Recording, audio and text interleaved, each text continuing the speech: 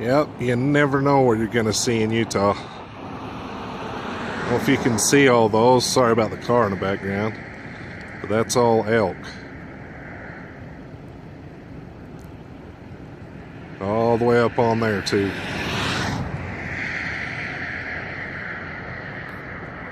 What's up, bees and cheese? Hey, it's first Homebrew Wednesday of 2016. And it's been a good year. You know, I got some really good Christmas presents from the wife, and was able to spend some good quality time with the family and over the holidays, and got to try some new beers, and it was, you know, a really good holiday. I hope everybody was safe during theirs, and was able to spend some time with the ones they love. Anyway, Homebrew Wednesday can't start with without a homebrew. Here's my supercharger. It's not quite as clear as I figured it might be. Nice little head on it. A little darker than the ones that I've seen, but the smell of it's amazing. Nice fruity esters with a little bit of pine. Of course, like I said, I'm not a homebrew reviewer. Don't claim to be, so, but yeah, it smells really good, really good. And like I said, the color of it's just a little darker than what I had anticipated, but still a really good beer. Tastes good. So cheers.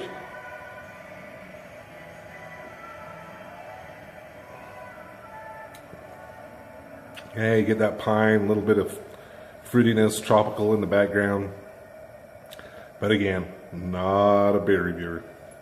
So we're going to start out today with a little bit of footage of my brew day. I went through and did my Howling Yote. That's a Blue Moon clone. Wife's favorite beer. She kicked the keg on it during the holidays and told me I better start brewing some more beer for her. So what I use. So there's my Howling Yote. It has 5.5 pounds of 2-row, 4.5 pounds of the white wheat malt, a pound of flaked oats, and a half pound of rice hulls. And then I bitter it with 0.60 ounces of Hallertauer, 1 Werflock tablet, and then 3 ounces of the sweet orange peel at 10 minutes, and 1.5 ounce of ground coriander seed at the 10-minute mark as well. So kind of my recipe for this, and like I said, the wife really enjoys it, but maybe looking for a little bit more of the coriander to come out into it, so I upped that this time from 1 ounce to 1.5 ounces. But we'll see how it goes. We're going to get mashed in here in just a second, so I'll give you a little bit of footage of that too. Okay, so as I mentioned before, in my mash process, I underlet to push all the air out of the grains, so I don't get any dough balls. So as you can see, it's starting to flow up through the grains, and I'll just mix it around real quick and we'll go from there. But so coming from the HLT down and into the bottom of the mash tun. And again, like I said, it moves out all of the air out of the grains, and seems to work really well, and learned it from a really good guy. So, well, we'll just keep on going here. Okay, so my target mash temp that I'm going for is about a 158, because I'm going to lose a little bit because it's cold. So let's see if we can see what that's coming in at. I don't know if you can see that or not. This lighting in here sucks. Well, I don't know if you can see that or not, but it's coming up at 159. I think I'll live with that, just like I said, because I'm going to lose a little bit of temperature. So there we go, and we'll go ahead and set that into bed for the next 60 minutes. All right? Well, I know that I showed these on my last video. However, these are those Perlick flow controls. I kind of want to show you how they work because they're pretty cool. Okay, so I'm going to go ahead and use this tap here, and I'm going to turn it all the way down on the flow control and just kind of show you what these Perlick taps will do. So go ahead and start this out. Hopefully you'll be able to see this pretty good. it just shuts it all the way down. And then as you increase the flow, of course it increases the flow of the tap. So that you can bring it back up. So the reason why I wanted these is to be able to fill growlers and also fill bottles without getting all the head that's associated with coming off of the taps. And you know, they seem to work out pretty well. And again, you know, great Christmas present, but really happy with them so far. Now I just need to get a drip plate. But that's kind of how those work, and really easy, really simple. And like I said, pretty happy with them so far. So this is that beer that I just poured. It's a vanilla stout. And I think I showed this in my last video, but I don't know. You might be able to see the head on it. It's really pretty tan. And it just seems to be getting better with age. But like I said, those flow control taps have just been amazing. So, cool deal. So cheers to you. And like I said, if you're ever thinking about getting the flow control taps, they are a little bit expensive, but I'll tell you, it's sure been nice to be able to adjust the control on what's coming out into the glass. So again, cheers. We'll just keep going with this brew day.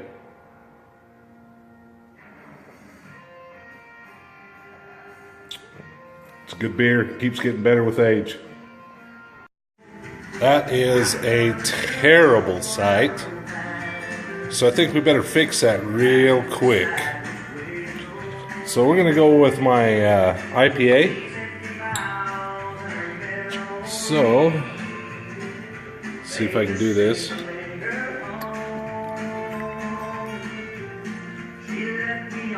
So here it goes. Can I tell you how much I love having my taps now?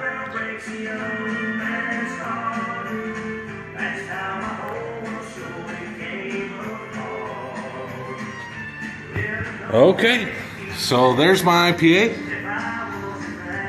And come out really good as far as that's concerned. So anyway, like I said, this is my IPA. Not much of a head on it today. Could have been because of my pouring with one hand. But not too bad. It's clearing up, getting a little bit better. But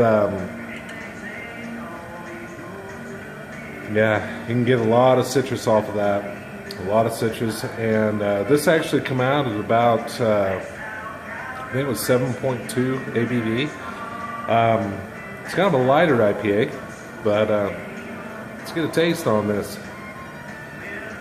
Cheers.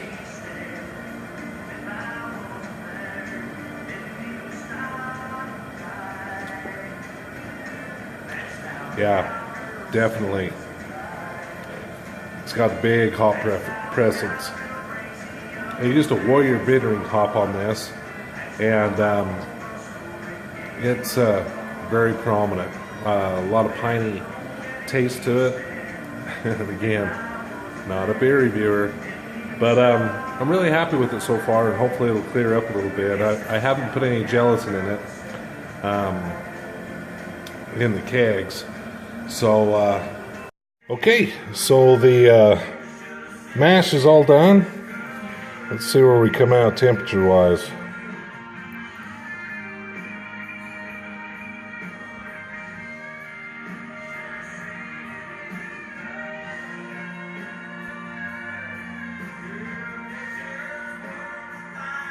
So 155. Looks like about 155.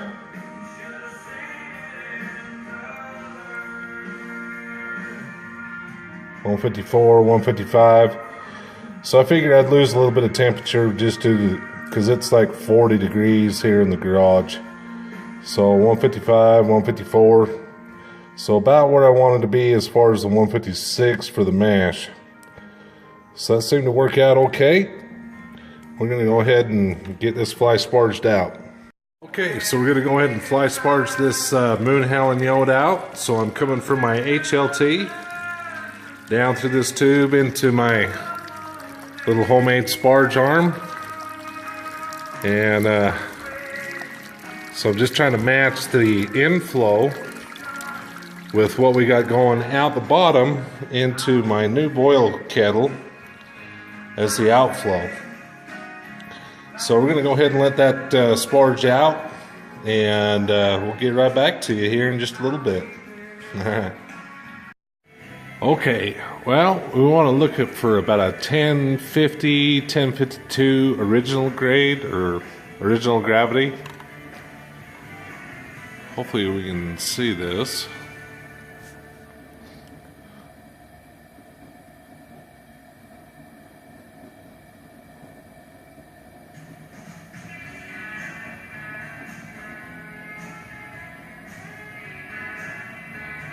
Okay. I don't know if you can see that or not, but it looks like about a 1051, 1052. Let's try this again.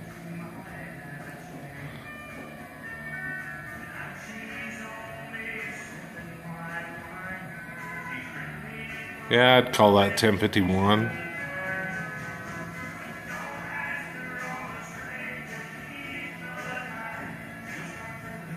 Yeah, 1051.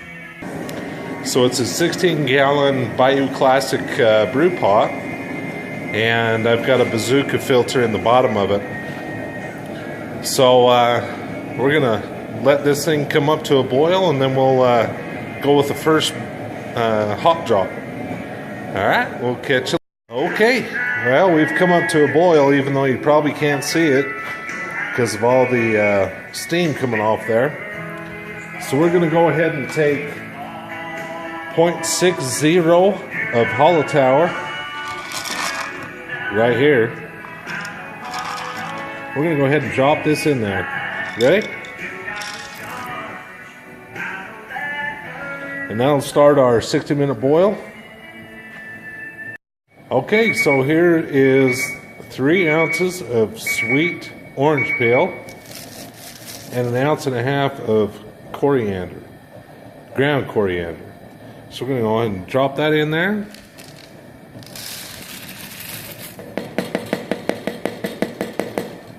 And that is the last that we're going to put in the Moon Howling Yote.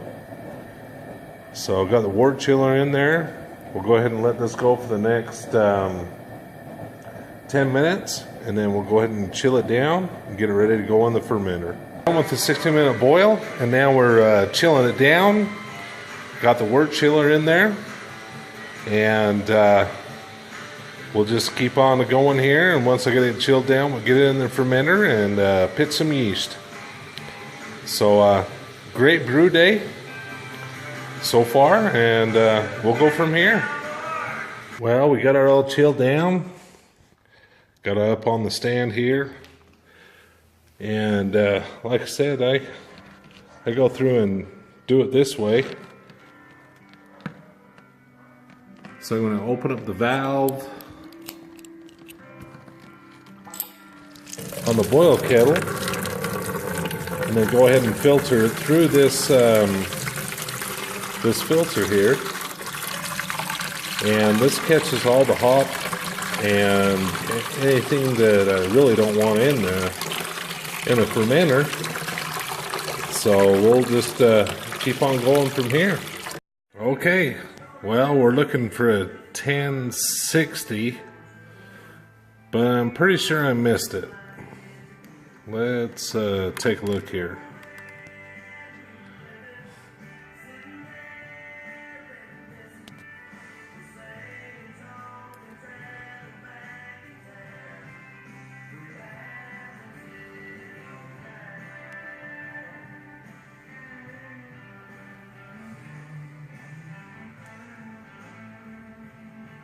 So I don't know about you, but I'm looking more at about a 1052, 1053. So I missed my final grade of a 1060. Okay, well, that's all I have for a Homebrew Wednesday for today. Appreciate you stopping by for my Homebrew Wednesday and my Moon Howling Yote. And you know what? It's been a good day. Really good day. Anytime you can brew beer, it's always a good day, right? Anyway, so hope your 2016 has a very good start to it. And cheers. Looking for a good 2016 with a hell of a lot more Homebrew Wednesdays. Cheers.